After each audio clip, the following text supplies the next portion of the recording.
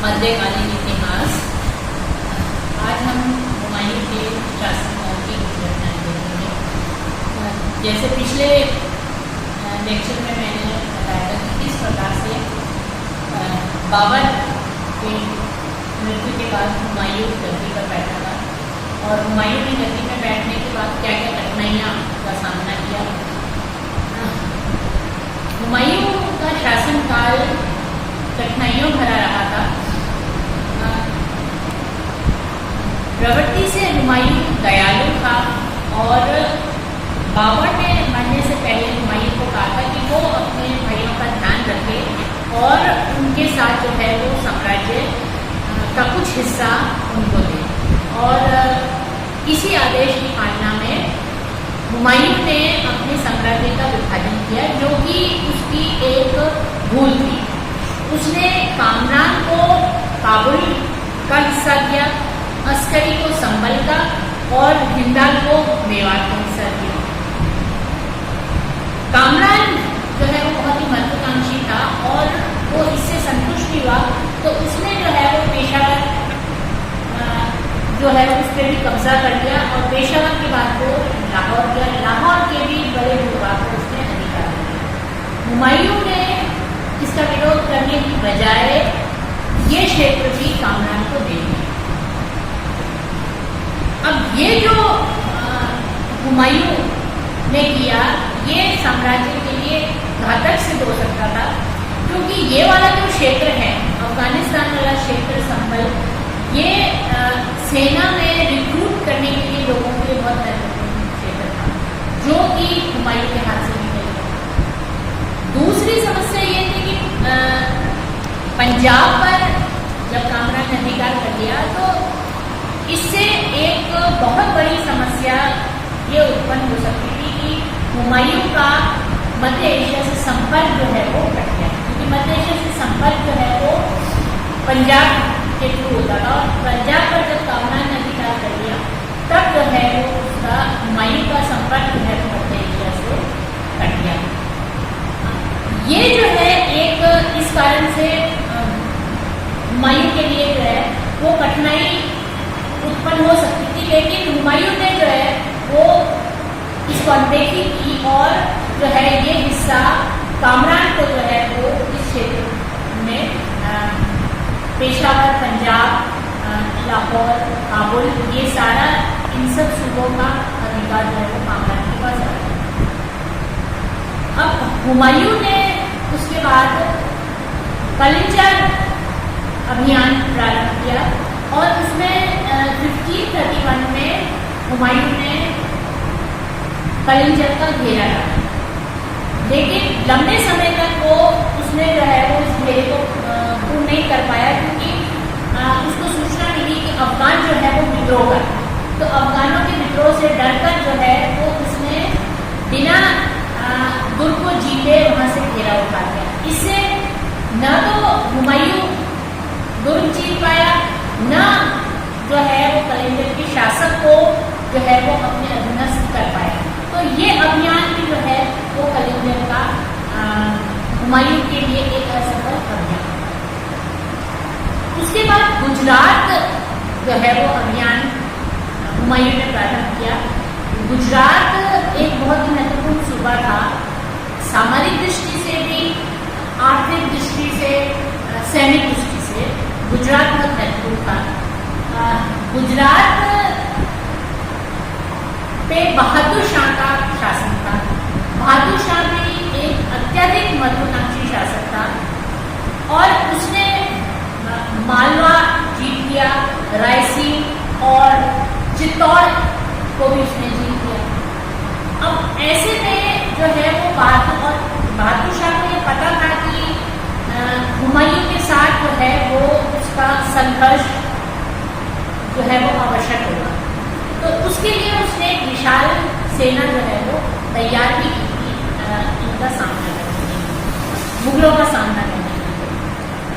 अब जिस समय बहादुर शाह ने चित्तौड़ का दूसरा घेरा डाला, अब इससे पहले घेरे डालने से पहले बहादुर शाह ने अपना पुत्र तातर खान के नेतृत्व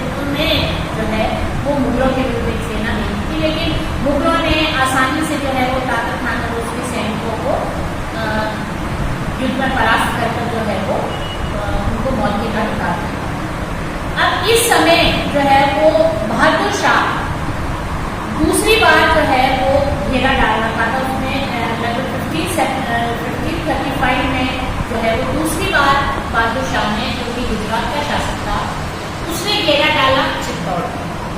अब चित्तौड़ जो है वो सामरिक दृष्टि से बहुत ही महत्वपूर्ण राज्य था, राजपूतों का शासन था।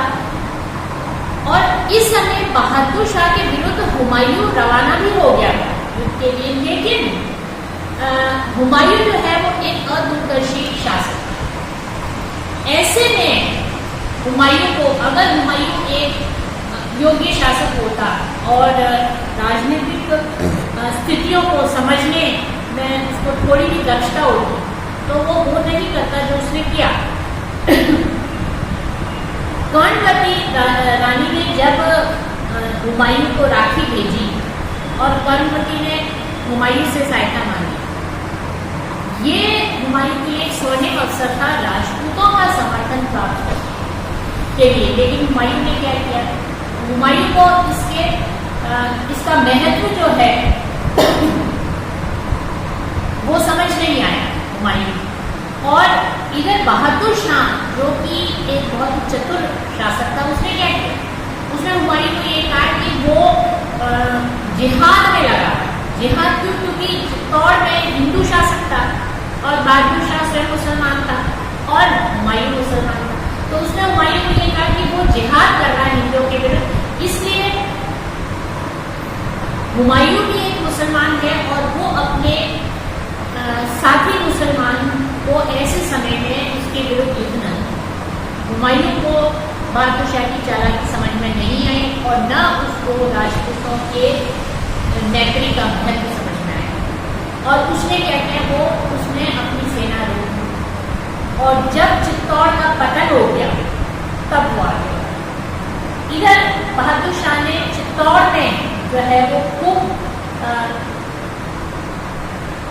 लूट का माल उसको मिला और हुमायूं जो है उसने जाकर और गुजरात की सेना या बहादुर शाह की सेना को घेरना शुरू कर दिया और धीरे धीरे कर उनको पूरा घेर दिया और उनकी रसद जो है वो काट दी, रसद का जो रास्ता था उसको बंद कर दिया।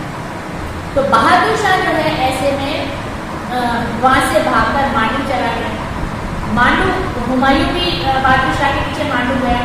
मांडू से भागकर जो है वो चंपानेर चला गया। चंपानेर इसलिए महत्वपूर्ण था कि गुजरात की सेना का सारा जो शाही खजाने का धन था वो चंपानेर में रहता। तो बहादुर शाह जो है वो चंपानेर भागा और मुगल सेना ने उसका पीछा किया, तो वो चंपानेर छोड़कर और कैम्बे और दीव चला गया और ये चंपानेर का सारा खजाना जो है वो मुगलों के हाथ में। अब ऐसे में उसने हुमायूं ने क्या किया कि उसने जो है वो अस्करी को गुजरात का गवर्नर नियुक्त कर दिया और खुद जो है वहां से चला गया।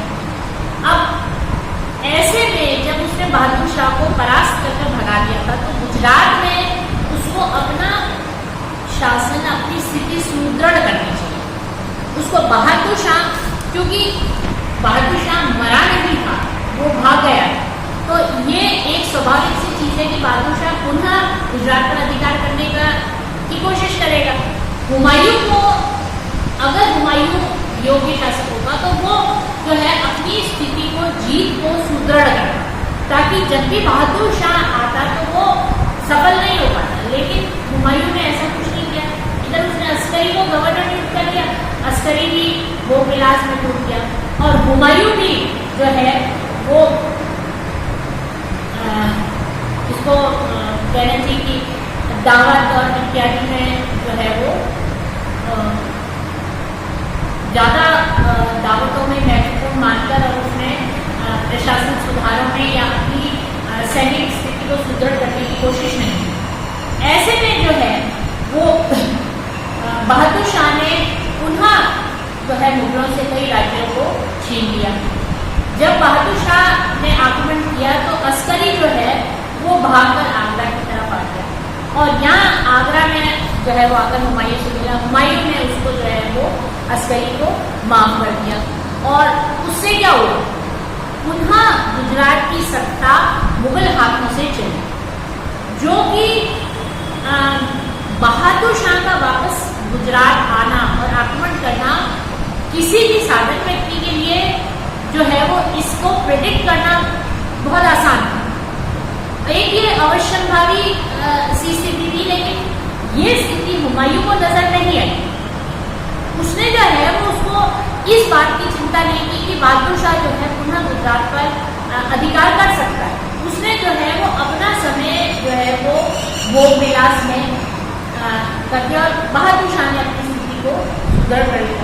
तो इससे ये हुआ कि गुजरात जीत कर भी जो है वो इनके हाथ से, मुगलों के हाथ से चला गया। तो ये एक करके जो है वो हुमायूं ने अपने क्रियाकलापों से महत्वपूर्ण जो है वो क्षेत्र धीरे धीरे करकर उसके हाथ से जाते थे और विशेषकर उसने जो है चित्तौड़ में जो राजपूतों का समर्थन प्राप्त करने का मौका खो दिया, ये उसके लिए बहुत जो है वो समस्या का कारण बना। नहीं तो उसको राजपूतों का जो है वो समर्थन प्राप्त हो सकता था।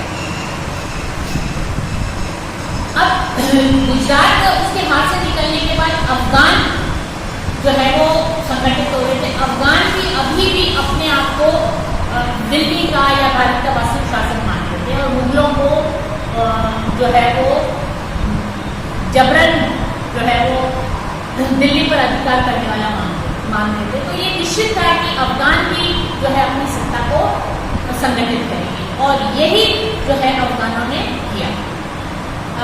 हालांकि दादरा नामक स्थान पर जो है वो अफगानों के साथ संघर्ष हुआ था, जिसमें कि अफगान जो है वो पराजित हुए थे और हुमायूं जो है वो उनको पराजित कर वापस आया।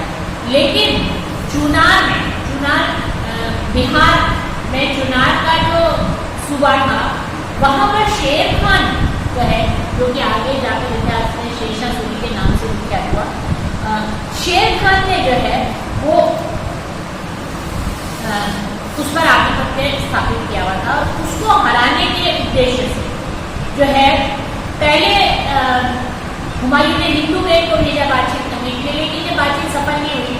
तो हुमायूं खुद जो है वो चुनार गया और वहां पर उसने सितंबर से लेकर दिसंबर 1532 तक दुर्ग का घेरा डाला।